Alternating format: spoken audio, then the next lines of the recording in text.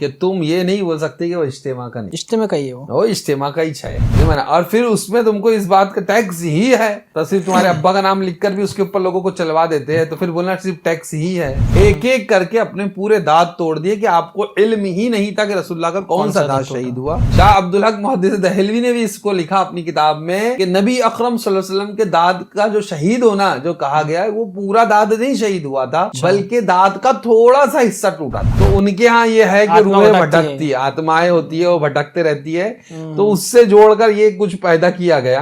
बात सिर्फ अजान की हो, सिर्फ अजान की, तो नबी अकरम सल्लल्लाहु अलैहि वसल्लम ने अजान दी है। अस्सलाम वालेकुम वरहमतुल्लाहि वबरकातुहू। नाजरीन, बहुत टाइम के बाद हम एक न्यू पॉडकास्ट लेके आए। कुछ मसरूफियात की वजह से हम कंटिन्यू नहीं कर पाए थे, लेकिन इंशाल्लाह ये सिलसिला जारी रहेगा। और आज हम आए हैं शब बारात के टॉपिक को लेके, इसके ऊपर हमको कुछ हज़रत से डिस्कशन करना है। तो मौलाना साहब से कुछ सवालात करेंगे, लेकिन एक ऑफ टॉपिक भी एक सवाल था जो बहुत ट्रेंडिंग में चल रहा है, पहले हम हज़रत से वो पूछना चाहते हैं। तो हज़रत, सबसे पहले तो अस्सलाम वालेकुम वरहमतुल्लाहि वबरकातुहू। वालेकुम अस्सलाम वरहमतुल्लाहि वबरकातुहू। ये अभी एक इज्तिमा हुआ था अमरावती में कुछ तबलीगी जमात का, तो उसकी एक वीडियो बहुत ज़्यादा वायरल हो रही थी, जिसमें मतलब दिखाया जा रहा है कि केजन लिखा हुआ बोर्ड रोड पे पड़ा हुआ है। मतलब वो कोई तो भी नाली है, वजू का पानी वगैरह दीगर पानी जाता है, उसके ऊपर से लोग चल चल के जा रहे हैं, उसके ऊपर केजन लिखा हुआ है। ऐसा बोर्ड देखने मिला था अमरावती इज्तिमा का, लेकिन बहुत सारे ऐसे क्लेम भी आ रहे हैं कि वो बोल रहे हैं कि हमारा नहीं है। तो उसके ताल्लुक से आपको क्या नॉलेज है, क्या उनका है नहीं है, थोड़ा आप वजाहत फरमा दें उस पर भी। सबसे पहली बात तो सही है साहब कि वो जो क्लिप है वो मैंने भी देखा है, और मुख्तलिफ अहबाब ने उसको मुझे व्हाट्सएप पे भेजा वो क्लिप, और मुझे कहा कि हज़रत इस पर आप अपना तबादला ख्याल करें। तो पहली बात तो ये है कि देवबंदी, वहाबी और जितने भी फ़िरक़ाए बातिला है, उनसे आप खैर की तवक्को नहीं कर सकते। रहा साहब वो KGN लिखा हुआ है, और ये जग ज़ाहिर चीज़ है। कोई आदमी कैसे भी लेवल का हो, वो कितना भी पढ़ा लिखा हो या जाहिल हो, मेरी दुनियावी एतबार से अनपढ़ भी हो, तो लेकिन उसको इतना समझ में आता है कि KGN अगर है तो इसका फुल फॉर्म जो है वो ख्वाजा गरीब नवाजी है जी। और उन लोगों का उस बोर्ड के ऊपर से चलना, और जो लोग दिख रहे हैं वो अपनी शक्ल व सूरत के एतबार से सुन्नी तो नहीं लग रहे हैं, सुनने की जगह तो होंगे नहीं, पहली बात तो होंगे और नहीं। दूसरी चीज़ नहीं, जो सबसे बुनियादी चीज़ मैं बता रहा हूँ कि वो इज्तिमा ही की तस्वीर है, और जो उसमें बेंचेस और जो नल का निज़ाम है वो सब बता रहा है, और वो टेंट लगे हुए वो उन्हीं का इज्तिमा, इसमें तो कोई शक नहीं है। अब वो कहाँ का है ये एक मौजूए बहस है कि वो कहाँ पर हुआ, कैसे हुआ इज्तिमा, उस पे तो हमको नहीं जाना है। लेकिन मेन बात यह है, मेन मुद्दा मेरा यह है कि भाई वो जो है तो आप ही लोगों के इज्तिमा का जी। तो जिन लोगों ने उसको लाया और फिर उसको इस तरह से रखा और चला, तो उनसे आप क्या खैर की तवक्को कर रहे हो? उन लोगों से कि वो ख्वाजा गरीब नवाज की ताज़ीम करेंगे, जो लोग जिनकी बुनियादें ही अल्लाह और उसके रसूल की तौहीन पर है। तो वो लोग क्या गरीब नवाज रदी अल्लाह ताला अन्हु की अदब व एहतराम की बातें करेंगे, हालांकि वो खुद अपने आप को सिलसिला चिश्तिया में बैत मानते हैं, लेकिन उनके पास इन सब चीज़ों का कोई अदब नहीं है, और उनसे कोई खैर की तवक्को करना भी नहीं चाहिए। मसला इससे बड़ा यह है कि आज जिस अंदाज में वहाबी देवबंदी जो है बढ़ रहा है, हमको उस पर भी तवज्जो करना चाहिए, और ये चीज़ देखकर उन लोगों को, बिलखुसूस ख्वाजा गरीब नवाज रदी अल्लाह ताला अन्हु के आस्ताने के उन खादिमों को लम्हे फ़िक्रिया उनके लिए है ये वीडियो, कि जिन देवबंदियों को तुम अपने यहाँ जब वो आते हैं, जैसे महमूद मदनी है, तारिक जमील है, वीडियो पड़े है नेट के ऊपर, आप देख सकते हैं।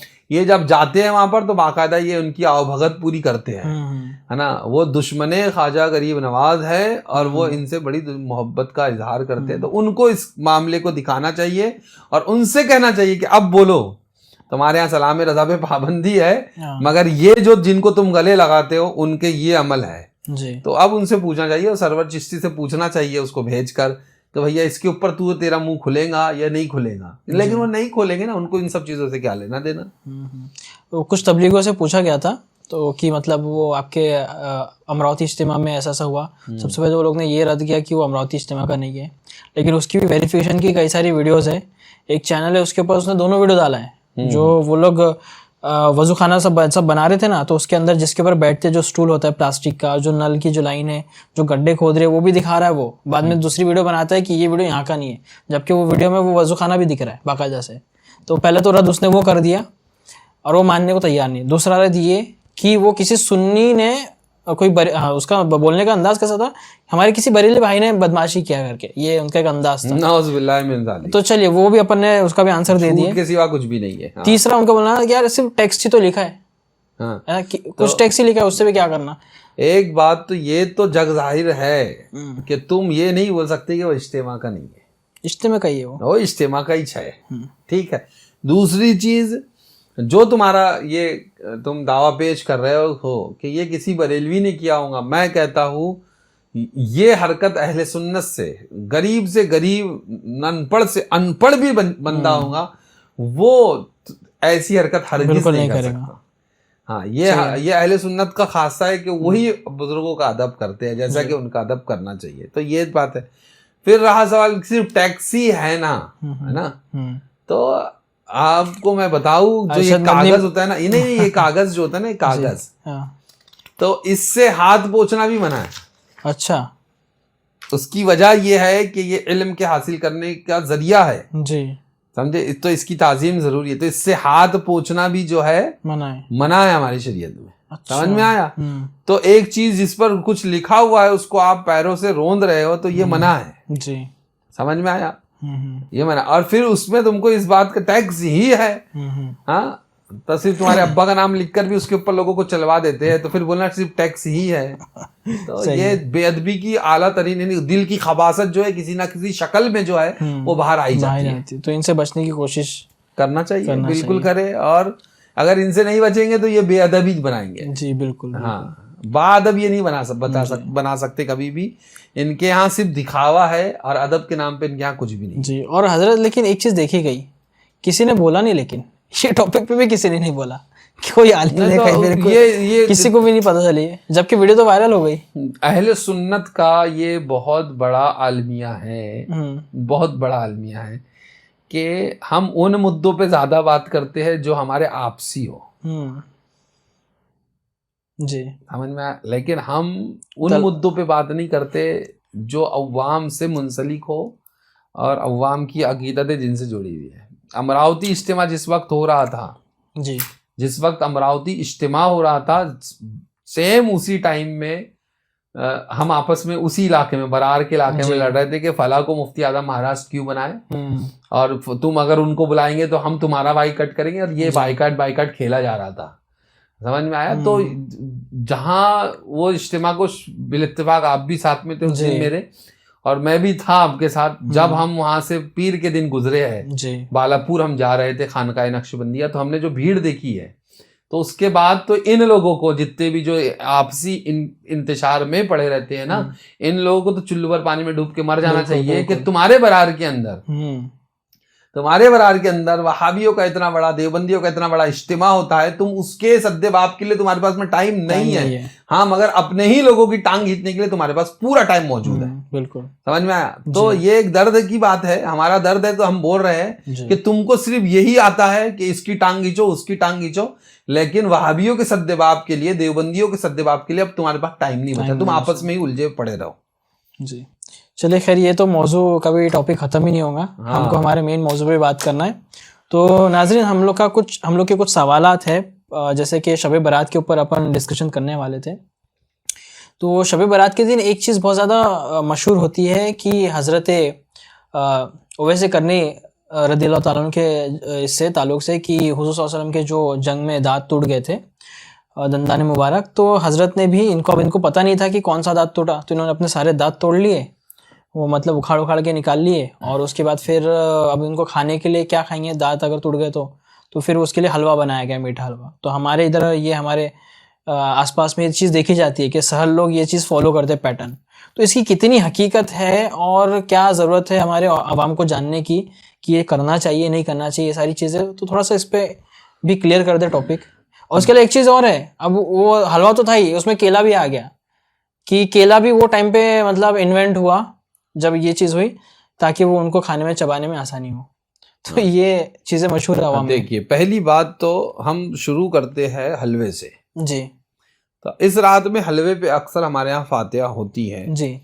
तो मैं ये बता दूं कि हलवा जो है हमारे यहाँ जो बनता है सोजी वगैरह क्या, वो हलवे का नाम हलवा पड़ा इसलिए कि वो मीठा होता है जी। और अरबी में हलवा जो है वो मीठे को कहते हैं। अच्छा, ठीक है, क्योंकि और नबी अकरम सल्लल्लाहु अलैहि वसल्लम को हलवा यानी मीठी चीज और असल कहते हैं शहद को। अच्छा, ठीक ठीक है। है। तो ये दो चीजें पसंद थी जो कि हदीस से साबित है। हजरत आयशा सिद्दीक़ा ताहिरा रज़ियल्लाहु ताला अन्हा फरमाती है युहिब्बुल हलवा अच्छा वल असला। अच्छा, ये दो चीजें कि अल्लाह के नबी को पसंद थी हलवा और शहद। माशाल्लाह। हलवा से मुराद यहाँ मीठी चीज है। जी तो हलवे का सबूत तो हमने आपको यहाँ से दे दिया कि रसूलुल्लाह को पसंद है। पसंद है, तो रसूलुल्लाह की जो पसंद होती है वो सुन्नत होती है। बेशक। तो ये हलवा खाना सुन्नत है, ये तो आपको यहाँ से हमने दे दिया। जी ये बुखारी की भी हदीस है और दीगर कुतुब हदीस में भी ये मिल जाएगी आपको।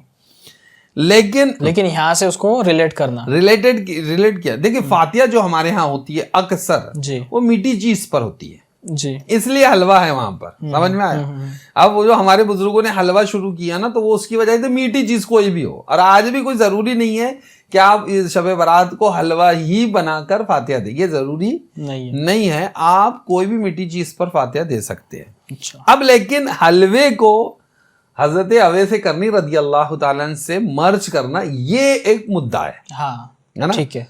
एक बात तो हजरत अवैस करनी के नाम से फातिहा शब बारात को बिलखुसूस लोग देते हैं नाम लेकर। अच्छा, तो इसमें कोई शरई हर्ज तो नहीं है। लेकिन ये शब बारात जो है ये विसाल की तारीख भी नहीं है हजरत अवैस करनी की, वो 3 रजब है। 3 रजब। मैंने जितना पढ़ा उसके हिसाब से मुझे लगा कि वो 3 रजब है। ठीक है, ये बात होगी एक। लेकिन ये जोड़ा, तो ये जो बात मशहूर है हमारी अवाम में कि जंगे ओहद के अंदर नबी अकरम सल्लल्लाहु अलैहि वसल्लम के दंदान मुबारक जो है शहीद हुए, और ये खबर जब हजरत अवैस करनी के पास यमन पहुंची तो आपने इश्क की वजह से, नबी अकरम सल्लल्लाहु अलैहि वसल्लम के इश्क में एक एक करके अपने पूरे दांत तोड़ दिए कि आपको इल्म ही नहीं था कि रसूलुल्लाह का कौन सा दांत शहीद हुआ। जी। तो ये जो रिवायत है ये मौजू रिवायत है, इसकी कोई हकीकत नहीं है। हमारे उलमा ने कहा कि इस किस्म की कोई भी रिवायत नहीं है। अच्छा। बल्कि बाज उलमा ने इस पर कलाम किया और इस पर बात की कि ये चीज शरन और अकलन काबिल कबूल नहीं है। शरई तौर पे ऐसा कि खुद को ईजा पहुंचाना खुद से, ये हमारी शरीयत में मना है जी। इसीलिए मातम जो जदोकोब करते हैं ना शिया, जो मातम में जदोकोब करते हैं, वो हमारे हराम इसी वजह से कि वो अपने आप को नुकसान पहुंचा रहे हैं ना जी। लहू लुहान करते हैं जी, सीना टोक पीटते हैं जी जी। तो ये मना है हमारी शरीयत में। ठीक है, खुद को नुकसान पहुंचाना ये हमारी शरीयत में, जानों पे जुल्म मत करो। हाँ, कुरान जानों पे जुल्म करना जो है मना है, एक बात। तो और एक बात ये कि अपनी जान पर जब जुल्म नहीं करना है, अपने आप को नुकसान नहीं पहुंचाना, तो हजरत अवैस करनी जैसे खैरुत ताबईन यानी ताबईन में जिनका बुलंद मकाम है, तो क्या वो ऐसा करेंगे जी? ये भी तो अकल के खिलाफ के इतना बड़ा मुत्तकी जाहिद और सूफी, और उनकी जो सीरत पढ़ो तो आपको पता लगेगा कितने मुत्तकी और परहेजगार थे। तो वो ऐसा अमल करेंगे, अक्ल इस चीज को कबूल नहीं करती। दूसरी चीज, फिर एक एतराज यहाँ ये भी पैदा होता है कि जब जंगे ओहद में रसूलुल्लाह का दंदान मुबारक शहीद हुआ है, तो उस वक्त तो सिद्दीक़ अकबर भी वहां थे जी। तो क्या सिद्दीक़ अकबर आशिक रसूल नहीं है? हजरत उमर थे, हजरत मौजूद थे जी।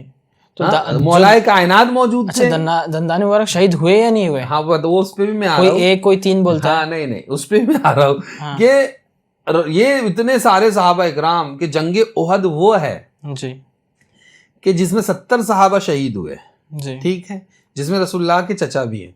अब 70 सहाबा जो शहीद हुए, तो उलमा फरमाते हैं कि उसमें से 30 सहाबा वो है जो रसूलुल्लाह का दिफा करते हुए रसूलुल्लाह के सामने शहीद हुए, है ना। उन्होंने तो जानों के नजराने दिए। तो फिर ये अगर अमल सही था कि रसूलुल्लाह के दंदान मुबारक शहीद हुआ है, तो आप सब अपने दांत शहीद कर ले, तो ये तो वो सहाबा इकराम ने क्यों नहीं किया फिर? क्योंकि वो हमारी शरीयत में नहीं है वो चीज। और उस अक्ल भी उसको कबूल नहीं करती। लेकिन जो बात आपने अगली पूछी, शहीद कितना हुए, कुछ कहते एक हुए, तो इस बात की भी ये भी नहीं है कि इसमें उखाड़ना है, पूरे दांत उखाड़ लिए। बहुत बड़ी बात है, बहुत बड़ी बात है। नबी अकरम सल्लल्लाहु अलैहि वसल्लम का दांत तो पहली बात जगह से उखड़ा ही नहीं था। अच्छा, उलमा की तहकीक इस पर है। शाह अब्दुल हक मुहद्दिस दहलवी ने भी इसको लिखा अपनी किताब में कि नबी अकरम सल्लल्लाहु अलैहि वसल्लम के दांत का जो शहीद होना जो कहा गया है, वो पूरा दांत नहीं शहीद हुआ था, बल्कि दांत का थोड़ा सा हिस्सा टूटा था। अच्छा, जिससे नबी अकरम सल्लल्लाहु अलैहि वसल्लम के हुस्न में और इजाफा हो गया था। अच्छा, ये है ना, ये बात है। तो आप तो अव्वल तो ये समझ रहे थे कि वहां जो मुराद ली जाती है कि रसूलुल्लाह के दंदाने मुबारक शहीद हुआ था, इसकी भी यानी वो पूरा नहीं शहीद हुआ, पूरा नहीं शहीद हुआ। हाँ, ये एक बात को समझ लिया। रही बात ये कि हलवा तो जो बनाया जाता है वो जिस वजह से बता रहे वो वजह नहीं है, एक बात। और दूसरा ये लाना कि आपने पूरे दांत तोड़ लिए, इस वजह से अल्लाह ने केले की तखलीद की उस वक्त, वो उसमें भी सख्त नहीं होता है, तो ये भी बेबुनियाद बात है और इसका भी कोई अक्ल से दूर दूर तक कोई रिश्ता इसका नजर नहीं आता। लेकिन लोग कैसा होता है, मोहब्बत के अंदर कुछ भी मनगढ़ंत चीजें गढ़ते हैं, फिर उसको जो है फैलाया जाता है। तो ये दोनों बातें, इसकी असल हमारी नहीं मिलती है। हाँ, लेकिन बाज़ लोगों ने जो लिखा है तो उन्होंने जो चीज़ें लाई है वो एकदम ज़ईफ़ है और हमारे अकाबिर उलमा ने उसका रद्द किया। ठीक है।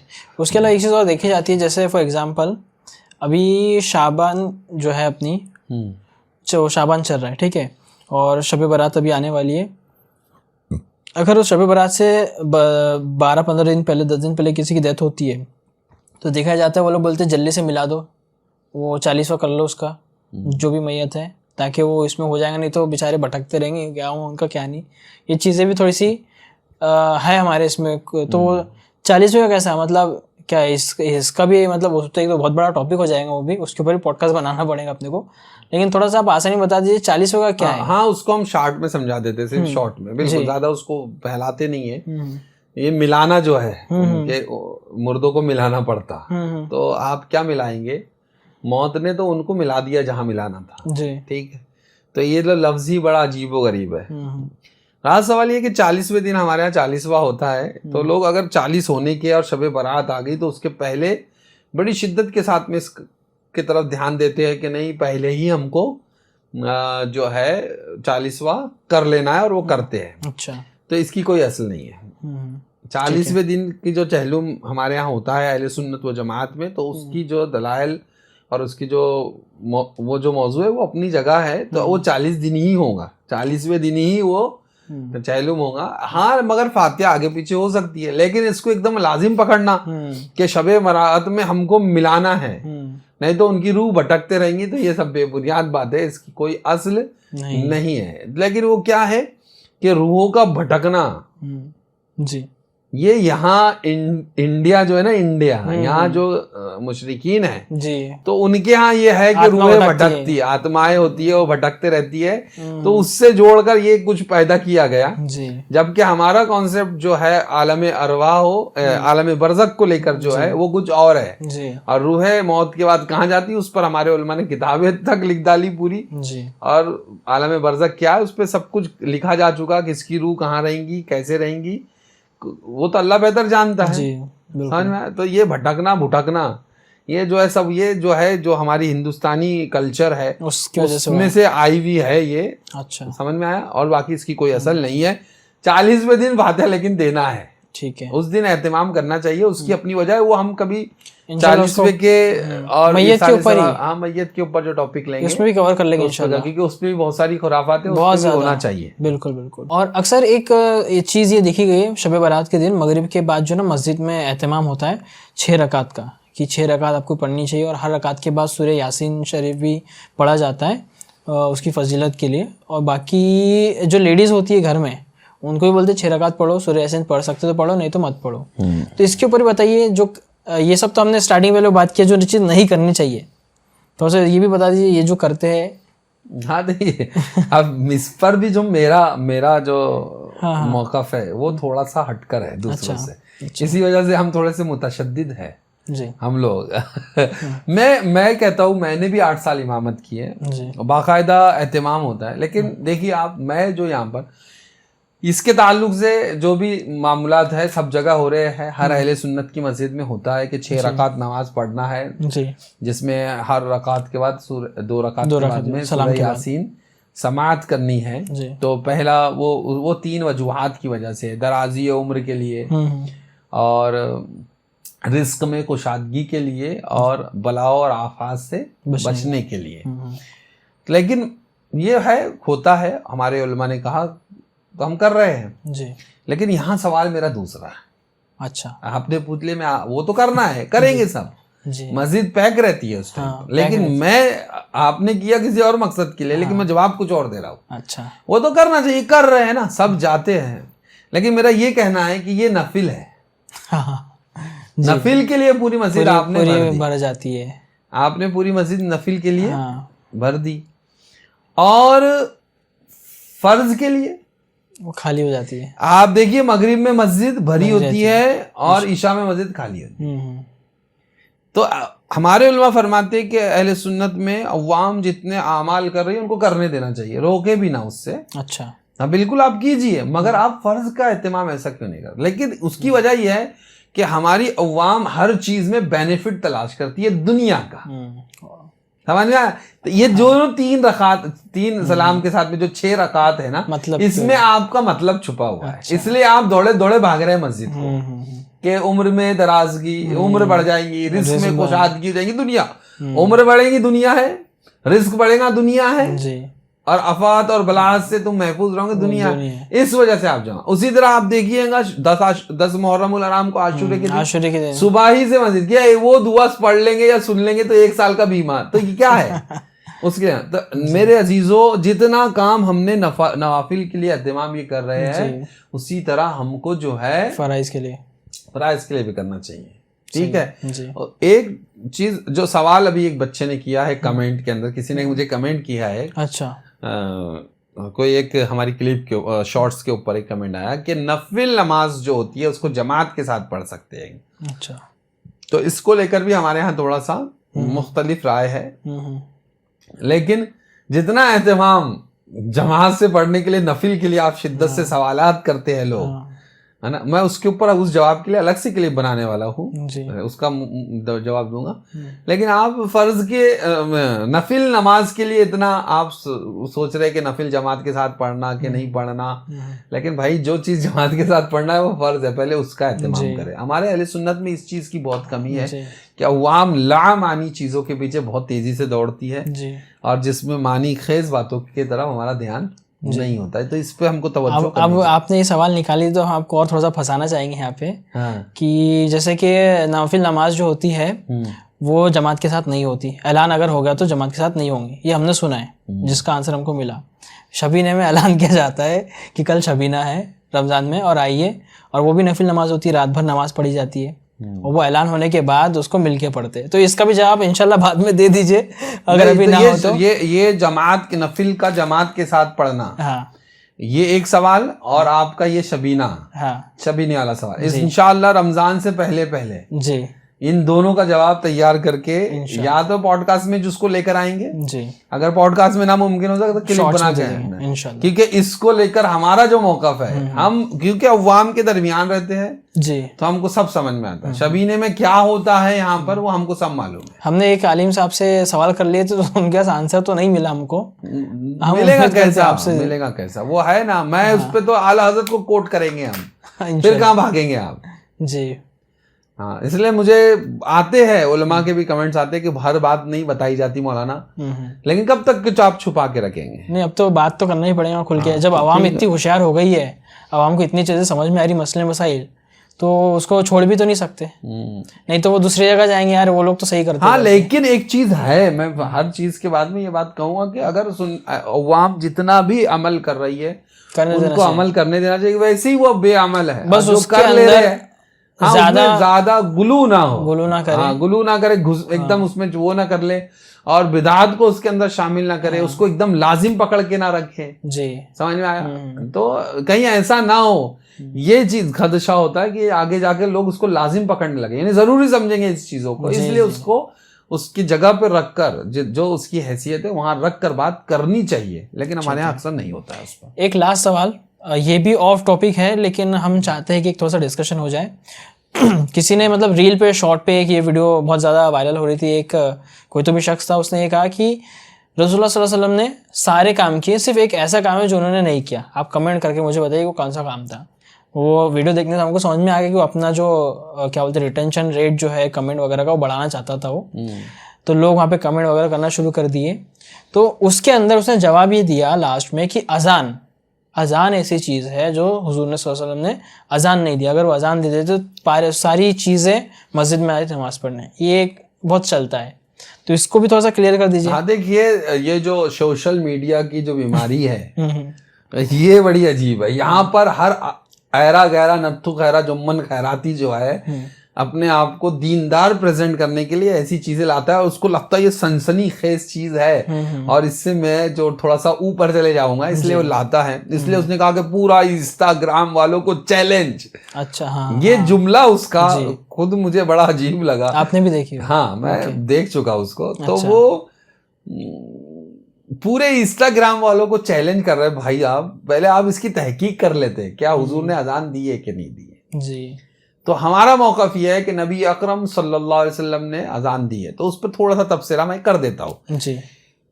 बनफ्से यानी सिर्फ अजान की हो, सिर्फ अजान की, तो नबी अकरम सल्लल्लाहु अलैहि वसल्लम ने अजान दी है। अच्छा, ये हदीस जामे तिर्मिज़ी में भी है और अबू दाऊद में भी है कि नबी अकरम सल्लल्लाहु अलैहि वसल्लम ने जब हज़रत इमाम हसन रज़ियल्लाहु ताला अन्हु पैदा हुए तो आपने इनके कान में अजान दी।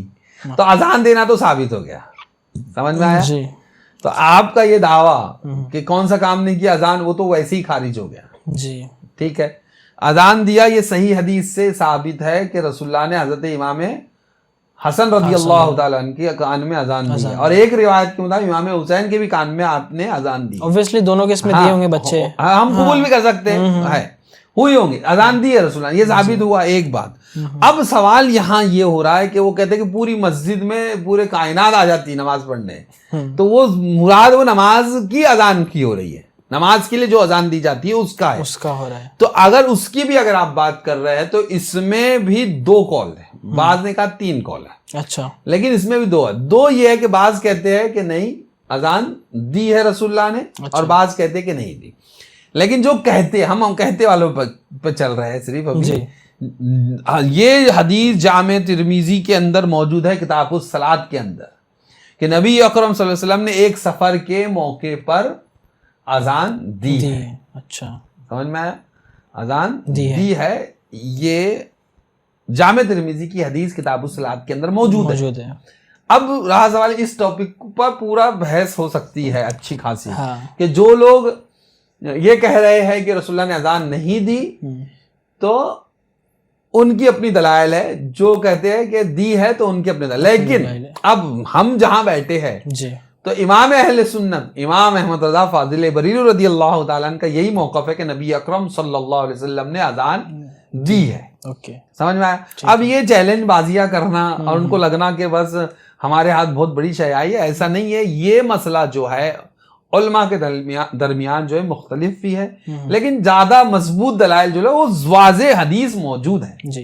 तो ये जो टॉपिक चल रहा है ना, उससे हमको ये समझ में आ रहा है कि हुज़ूर सल्लल्लाहु अलैहि वसल्लम ने बहुत कम टाइम पे अजान दी है, कुछ मौकों पे 2 ही मरतबा दी। 2 मरतबा तो हदीस मिल गई ना, बच्चे की कान में अजान देना भी मिल गया, और नमाज की अगर तुम बात कर, नमाज के लिए अजान की, तो वो भी मिल गया कि सफर के मौके पर एक मरतबा दी। लेकिन उसके लिए अपनी तरफ से इसको इतना बढ़ाना कि मैं चैलेंज, अरे बाबा ऐसा लग रहा है तुम इस दौर के इमाम और मुहद्दिस और मुफस्सिर और सब कुछ हो गए, तुम चैलेंज कर रहे हो कि कोई तुमको क्रॉस ही नहीं कर पाएगा।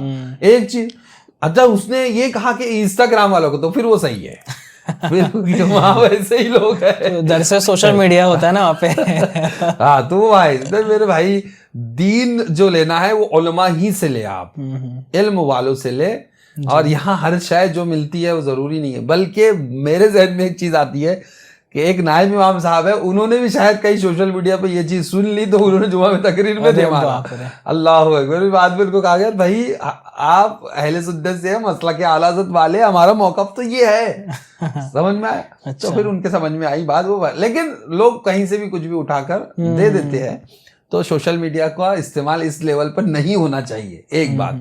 दूसरी बात ये कि रसूलुल्लाह ने अजान दी या नहीं दी, इससे आपकी जिंदगी का क्या? कुछ नहीं हो रहा। हुजूर ने कहा जी कि नमाज मेरी आंखों की ठंडक है, इस पे बहस नहीं कर रहे, बहस नहीं कर रहे। हुजूर ने जो चीजें सराहत के साथ आपको जिस चीज का हुक्म दिया है वो क्यों नहीं कर रहे? जी आज हमने हजरत अवैस करनी रज़ियल्लाहु ताला अन्हु की बात की है। आप की सीरत पढ़िए, आशिक सादिक है, रसूलुल्लाह के इश्क में शरशार थे, लेकिन आप उनकी जिंदगी उठा के पढ़िए तो आपको पता लगेगा कि उन्होंने भी तकवे को इख्तियार किया, रसूलुल्लाह की जिंदगी को इख्तियार किया। तो आप उसको करिए, सिर्फ उनके नाम की फातिहा दिलाने से काम नहीं बनने वाला, आपको उनकी सीरत का भी इख्तियार करना पड़ेगा। तो बहुत बहुत शुक्रिया हजरत, काफ़ी अच्छे मतलब डिस्कशन हुआ आज, काफ़ी चीज़ें नई भी समझ में आई, न्यू समझ में आई मतलब। हाँ न्यू मेरे लिए तो ये केले वाली जो बात थी ना कि केला भी उसी वक्त पैदा किया गया, ये बिल्कुल नया था मेरे लिए। हाँ वो है। 2-4 दिन पहले किसी भाई ने मुझसे ये कहा और मैंने तलाश किया तो वाकई वो फतावा बरेली शरीफ से जो फतवों की किताब छपती है उसके अंदर वो मसला पूछा गया है जी, और मुफ्ती साहब ने उसका जो है रद्द किया है। तो मुझे बड़ी हैरत हुई कि लोग अपने दिमाग से। तो बहुत बहुत शुक्रिया हजरत, आपने बहुत अच्छा काफ़ी कुछ चीज़ें बताई जो हमारे लिए बहुत न्यू थी। तो हम लोग उम्मीद करते हैं कि आपको ये सारी वीडियोस पसंद आ रही है, हमारा जो टॉपिक है वो भी पसंद आ रहा होगा। अगर आपको इस टाइप की और भी वीडियोस देखनी है तो हमने ऑलरेडी इसके ऊपर अपलोड कर रखी है हमारे चैनल के ऊपर पॉडकास्ट, आप खुद भी देख सकते हो और अपने साथ वाले जितने भी लोग हैं उनको भी शेयर कर सकते हो। काफ़ी अच्छा टॉपिक है और आपको लगता है कि टॉपिक के ऊपर हमने वीडियो बनानी चाहिए तो आप वो भी हमें सजेस्ट कर सकते हैं। तो जल्दी मिलेंगे इंशाल्लाह एक न्यू टॉपिक के साथ, तब तक के लिए इजाज़त दीजिए। फ़ी अमानिल्लाह।